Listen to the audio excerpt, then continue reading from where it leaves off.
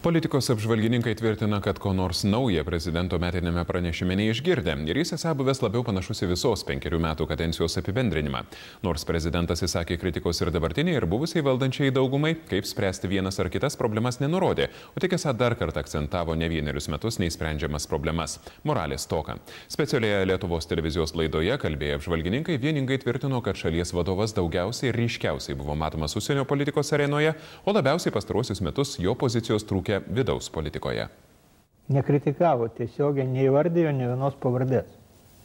Bet nereiškia, kad čia nebuvo valdžios kritikos.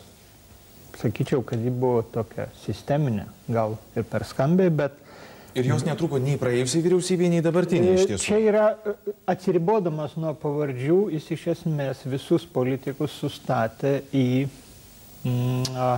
eilę, kurioje dalijama kritika pagal nuopelnus. Yra tik tai geri ketinimai ir trūksta to, ko politikoje reikia - konstruktyvių idėjų.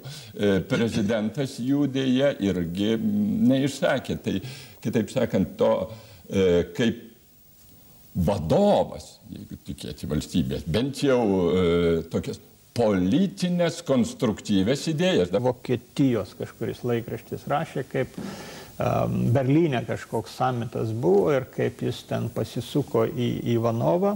Jis tuo metu buvo ministeris kažkoks tai Rusijos, su juo persimetė rusiškai keletą žodžių, atsisuko į Vokietijos prezidentą vokiškai, su kažkuo pabendravo angliškai. Tai dabar bandykim įsivaizduoti šitos kandidatus, kurie vakar šitoj studijoje ar kitoj sėdėjo.